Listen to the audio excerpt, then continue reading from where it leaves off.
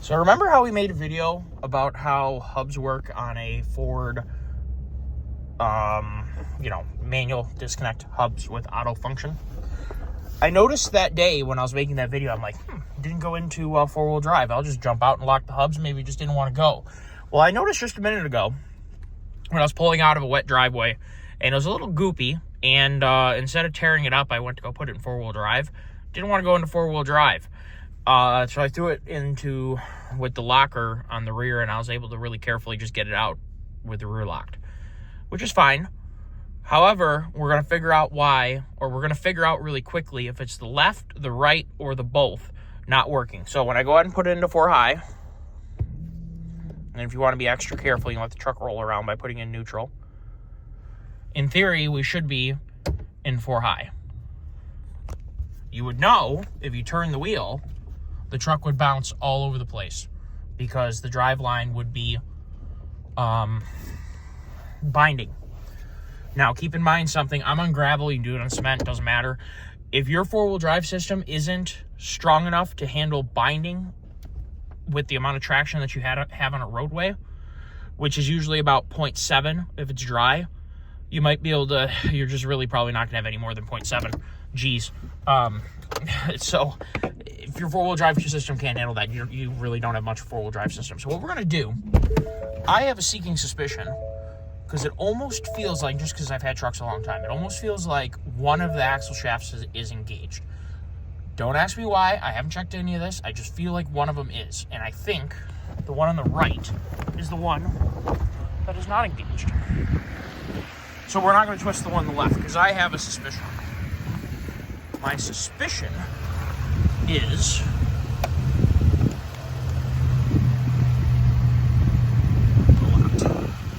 excellent. My suspicion is the one on the right.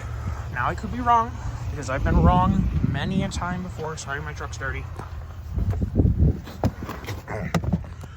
So, we're still in 4 high. Put it in park, or take it out of park. Put it in gear, and we'll try and turn. If the front end, if the truck binds, we have 4-wheel drive. If it doesn't, Doug was wrong. Oh, she's not binding, so it wasn't the right side. So what we're going to do is we're going to go try the left. Now, if it doesn't work either side, our question becomes, do we have a relay problem? Or this truck could have CAN bus. I have no idea how they have set up 4-wheel drive in this guy. My Excursion, which I've had to deal with before, I have a relay that turns 4-wheel drive on and off. So what we're going to do, walk over here. That hub is locked in.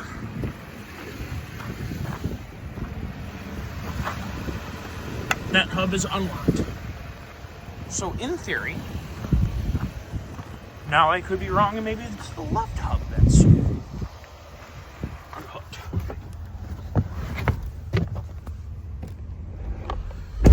Try this again. We're still in 4 high. We'll roll a little bit. That is binding. Feel how the truck came to a stop? We're in 4-wheel drive. So it's the left hub that's not working. So I was right. We do have a front axle spinning. However, we do not have 4-wheel drive because one of the hubs is unlocked. So this goes back to a, which stinks because it's not as easy as probably changing a relay or a fuse. We have a left front hub that is not locking. So what we're going to do is we're actually going to leave that locked, because it's that time of year when I need to use 4-wheel drive. We'll just leave it locked up. Ford went to, as I discussed, some of these new trucks with the M235, the right side, passenger side, hub is full-time. So it only disconnects on the left.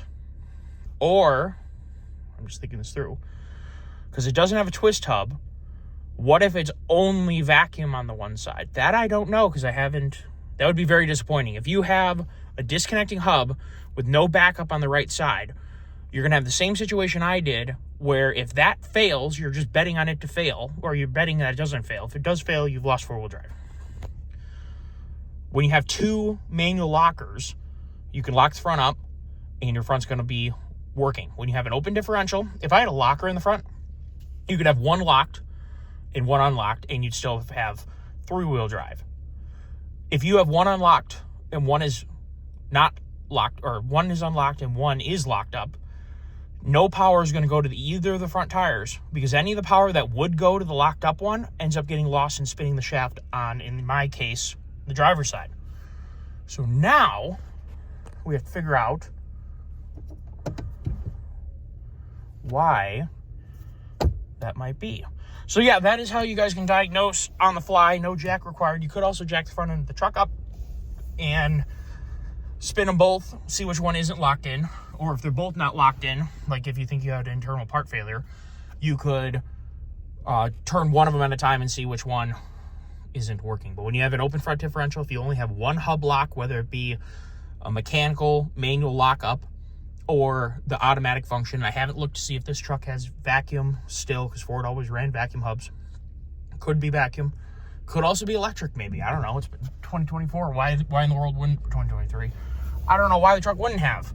I've said this for years. Vacuum sucks. Vacuum is a terrible function on a vehicle. Everything should be electronic if it's not going to be manual. Heat vacuum. But that is a problem that we have that we're going to have to deal with now. So why has my driver's side hub stopped working? Now you're going to notice when we're in two-wheel drive, there's absolutely no difference in function. You're turning some parts that are all lubricated. You're not hurting anything. There's zero downside to having, zero relevant downside that matters. Directionally, you could say it's better to unlock both. Not hurt anything spinning two. It'll actually go into four-wheel drive easier, because everything is now spinning at a constant speed that is road speed. So it'll actually go into four-wheel drive easier. That was my assumption, was maybe they're trying to make it easier to put it into 4-high on the fly by having a full-time passenger side that is always spinning everything or causing everything to stay spun up if you want. So when you go and put it in four-wheel drive, it'll drop right in super duper smooth. That was my assumption, but I'm thinking about it now. What if they put a disconnector on the right and didn't put a manual function lockout? That would be a really unfortunate thing for Ford to have done. Now, my truck does have both, and as you can see, that is the relevant use for it. One side failed at really low miles, 9,500 miles. Makes me think that there's either an electronic or a vacuum issue. You know, it could be anything. You could have a cat crawling up underneath your truck and bite onto your vacuum line or something like that. I just really can't believe it straight up failed, but it could. If it is so vacuum, in my opinion, is a very poor system. I don't like vacuum hubs on any of the Fords. I think they all should just be manual, or Ford should figure out how to make it electronic. This truck could be electronic. I don't know. So I'm kind of going back and forth here, saying a couple things over and over again, and I'm sorry. Hopefully you guys learned something. That is how you can check it on the fly. Absolutely nothing wrong with engaging four-wheel drive in the pavement. If you want to, at any speed, you are fine. You do need to take into account if there's low traction, you're going to have potentially some understeer in the snow or heavy rain. If you're in four-wheel drive without a center differential makes it all-wheel drive. That is the definition of all-wheel drive, is having a center differential. So the front and the rear axle can spin at different speeds. When you have a four-wheel drive system, the front and the rear axle are spinning at the same rate because they are mechanically connected together. However, there is plenty of mechanical imperfection. You have splines that have some chatter, U-joints have some movement. Everything has a little bit of play in there. In the bigger parts you get, like the ring gear and interaction with the pinion gear, the gaps between, or the end play, or the lash, if you want, gets bigger and bigger and bigger the bigger the parts get. It's just the natural order of progression here. The bigger the parts get, the bigger the gaps get, naturally. So you will not have any trouble running four-wheel drive if you wanted to. Four-wheel drive, actually, on the road, should you want to. There's really no reason to unless you need to have more traction. Wouldn't recommend running four-wheel drive in the snow, because braking is always your limiting factor in the snow. If you're in a situation where you're trying to bomb to your hunting cabin, getting through a back road, just trying to, get through the snow, yeah, four-wheel drive, absolutely. Wouldn't really recommend it in a normal situation, because you're probably overdriving the truck if you are having that much trouble having traction. So hopefully you guys learned something. Everyone have an awesome day. And I just learned that my left side, my driver's side hub, is not functioning correctly. I'm going to have to fix that. Take care, everyone.